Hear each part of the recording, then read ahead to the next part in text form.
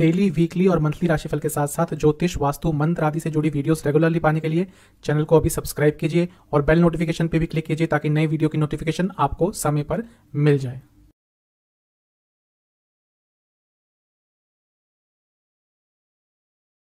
ओम गणेशाय नमः। ओम नमः शिवाय। मैं निखिल ज्योतिषाचार्य आप सभी का मेरे चैनल पे पुनः स्वागत करता हूँ। आशा करता हूँ आप सभी स्वस्थ होंगे। महादेव की कृपा आप सभी पर सदैव बनी रहे।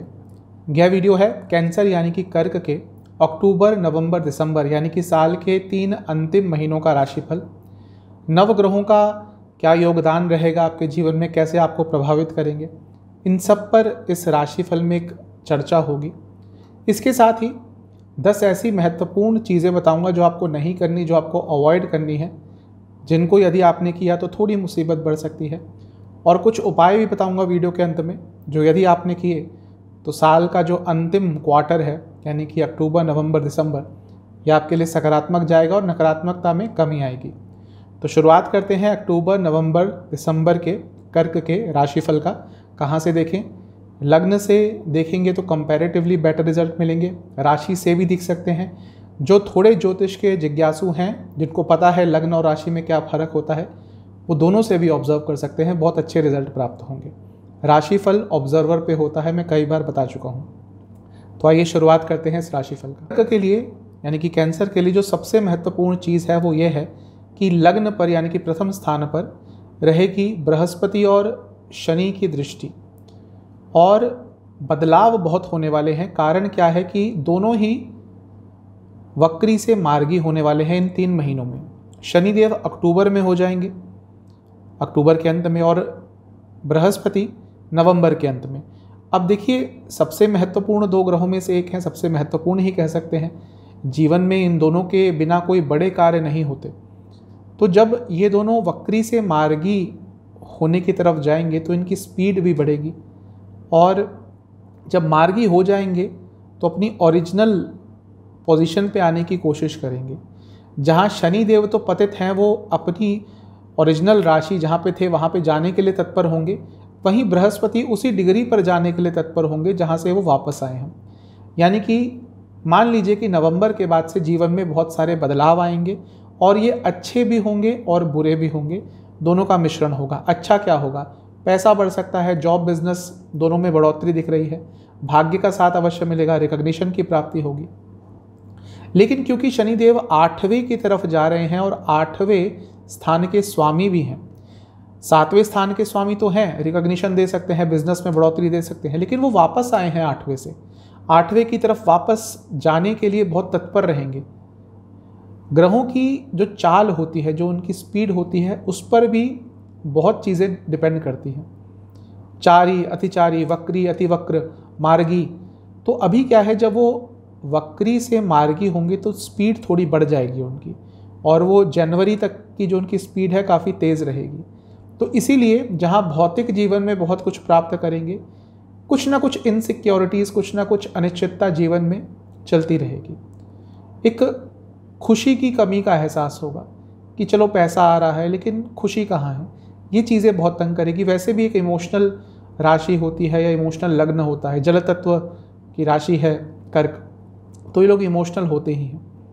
अच्छा, खर्चे बहुत बढ़ने वाले हैं, आपके खर्चों पर कंट्रोल कीजिएगा। बृहस्पति क्योंकि त्रिकोण पर दृष्टि बना के रखेंगे, ये एक अच्छी चीज़ है। क्यों?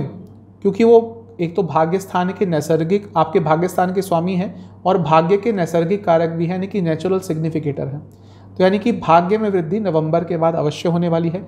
शादी के योग भी आपके नवंबर के बाद बनेंगे, बहुत प्रबल। क्यों? क्योंकि सप्तम में तो सप्तम के स्वामी बैठे ही हैं, यानी कि शनि, और बृहस्पति नवम में बैठकर दोनों लग्न पर फिर से दृष्टि डाल रहे हैं। तो जब भी लग्न पर, सप्तम पर इन दोनों का प्रभाव होता है तो शादी के योग बनते ही हैं। तो नवंबर के बाद शादी के योग अवश्य बनेंगे।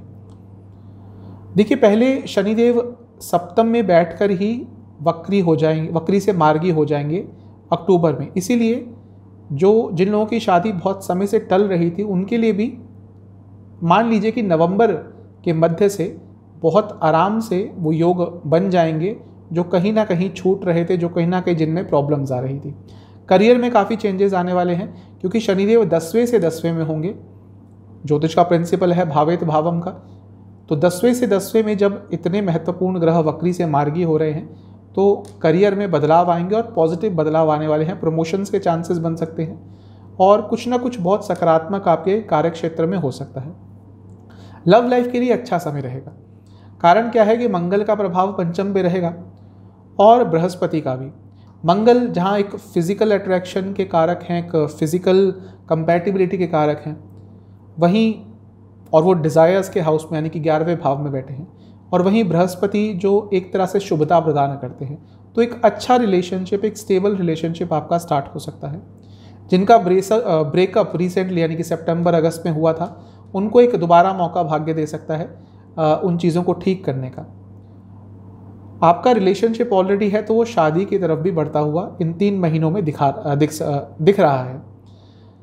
जहाँ तक फैमिली प्लानिंग की बात है, जो लोग मैरिड हैं उनके लिए फैमिली प्लानिंग का बहुत अच्छा समय है। ये जो पूरा अक्टूबर, नवंबर, दिसंबर का समय रहेगा, क्योंकि मंगल की दृष्टि पंचम भाव पे रहेगी और मंगल आपके लिए योग कारक ग्रह है। कुछ समय के लिए वो 11वें स्थान से हट जाएंगे 2-3 हफ्तों के लिए, लेकिन वापस आ जाएंगे वक्री होके। तो पूरा ये जो समय है ये फैमिली प्लानिंग के लिए अच्छा है। जहाँ तक मैरिड लाइफ की बात है, उतार चढ़ाव बहुत आने वाले हैं। कारण क्या है, क्योंकि शनिदेव 7वें में ही वक्री से मार्गी होंगे। दोबारा वो जो स्पीड है वो पिक्चर में आ जाती है, तो स्पीड बदलेगी और प्रॉब्लम्स आएंगी मैरिड लाइफ में। एक अनिश्चितता का भाव आ जाएगा। जिनकी मैरिड लाइफ ऑलरेडी बहुत प्रॉब्लमेटिक चल रही थी, वो डाइवोर्स तक बात पहुंच सकती है। तो थोड़े सेंसिटिव महीने होंगे तो थोड़ा सा बच के रहें। छोटी छोटी बात इतना भयंकर रूप ले सकती है कि आपने सोचा भी नहीं होगा। ऐसी बात जो नॉर्मली इग्नोर कर सकते हैं, उन्हीं बातों पर वाद विवाद हो सकते हैं। राहु 10वें भाव में रहेंगे, ये बहुत अच्छा है। शायद रिसेंटली भी और इन अंतिम 3 महीनों में भी करियर में काफ़ी पॉजिटिव चेंजेस आएंगे। आगे बढ़ेगा आपका कार्यक्षेत्र में जो रुका हुआ जीवन था, और सफलता प्राप्त काफ़ी करेंगे। आपके योग कारक है मंगल, मैं कई बार बता चुका हूँ, वो 11वें में है। साफ बताता है कि सफलता प्राप्त होगी। देखिए, योग कारक ग्रह बहुत महत्वपूर्ण होता है। योग कारक यानी कि जो योग हैं उनको एक्टिवेट करने वाला ग्रह, और जहाँ जहाँ पे प्रभाव डालते हैं उन चीज़ों को एक्टिवेट करने वाला ग्रह। कहाँ पे है आपका प्रभाव मंगल का?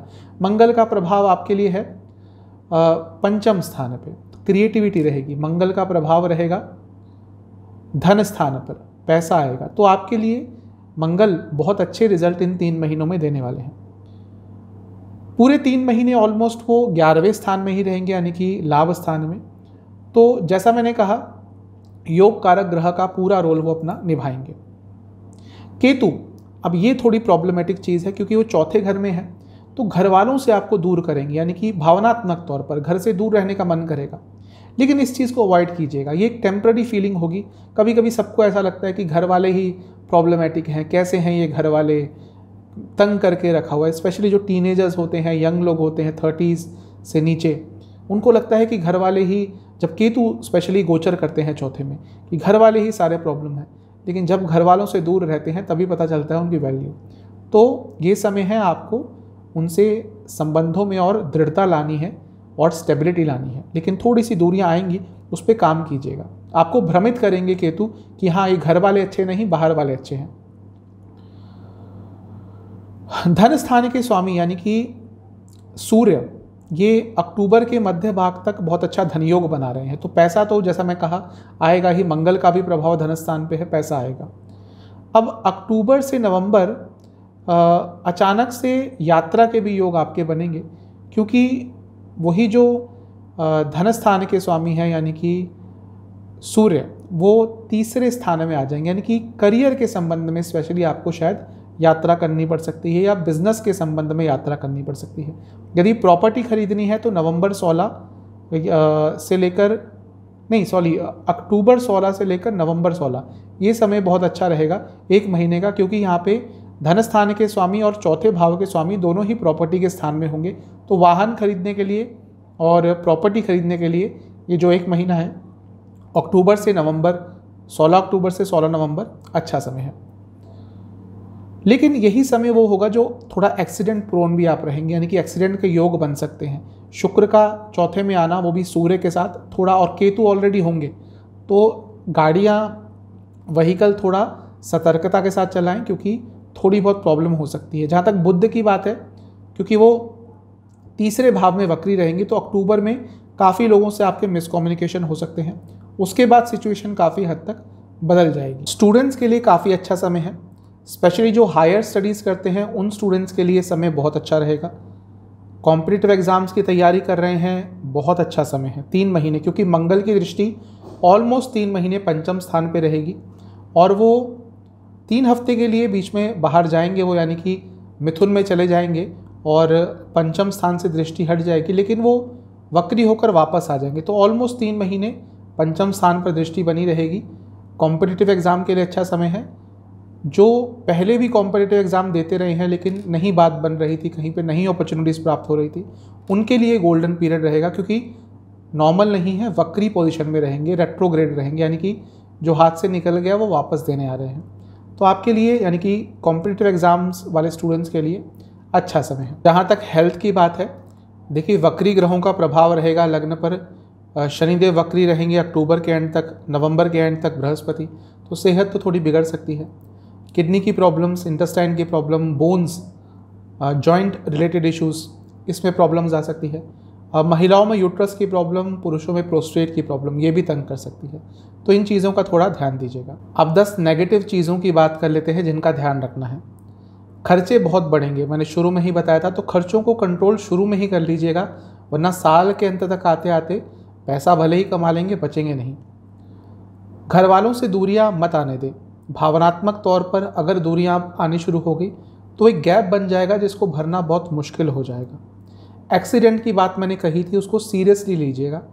ड्राइव बहुत करते हैं तो नींद में ड्राइव नहीं करनी, ध्यान हटा के ड्राइव नहीं करनी, फ़ोन पे बात करते हुए ड्राइव नहीं करनी, प्रॉब्लम होगी।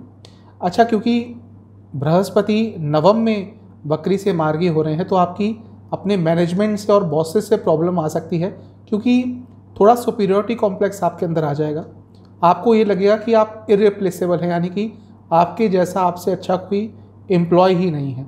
ये गलत चीज़ होती है, हर व्यक्ति रिप्लेसेबल होता है कितना भी अच्छा हो। तो ये भावना आई यदि आपके अंदर तो कार्य क्षेत्र में प्रॉब्लम हो सकती है। सेविंग्स बचा के रखिएगा, क्योंकि देखिए शनि अष्टम में जा रहे हैं, इसके बाद जनवरी में अष्टम में चले जाएंगे। अब जब अष्टम में जाते हैं, वो लग्न से देखो या राशि से, अनिश्चितता तो लेके आएंगे कुछ समय के लिए। अब वहाँ पे क्या होता है वो तो खैर कुंडली पे डिपेंड करता है, इंडिविजुअल, ये तो केवल गोचर का प्रभाव है, लेकिन अनिश्चितता तो अवश्य आती है। तो उस अनिश्चितता को अच्छी तरह से उससे डील करने के लिए आपके पास पैसा होना चाहिए। तो सेविंग्स का, थोड़ा सेविंग्स के प्रति ध्यान दीजिएगा। सूर्य नीच अभिलाषी रहेंगे तो इन्वेस्टमेंट, क्विक प्रॉफिट, जो ऐसी स्कीम्स आती हैं दूर रहिएगा, स्पेशली क्रिप्टो आदि से, क्योंकि वो आपके धन स्थान के भी स्वामी हैं, इन्वेस्टमेंट की तरफ आपको लेके जा सकते हैं। स्पेशली ऐसी चीज़ों के प्रति जहाँ पे ऐसी डील जाती है कि इतने लगाओ 6 महीने में डबल, ऐसी चीज़ों से बहुत दूर रहिएगा, यहाँ पे घाटा हो सकता है।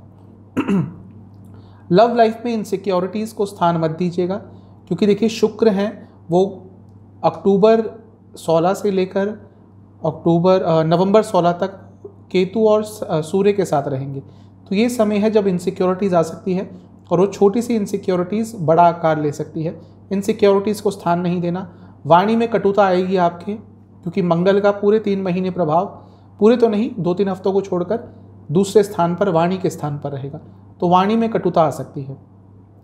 रिस्क लेने से बचिएगा किसी भी तरह का, क्योंकि सेंसिटिव समय है। लग्न पर 2 ग्रहों का प्रभाव बढ़े, यानी कि बृहस्पति और शनि का रहेगा, तो इस समय रिस्क मत लीजिएगा कोई भी, क्योंकि जैसा मैं बता चुका हूँ उनकी स्थिति थोड़ी तेज़ होगी।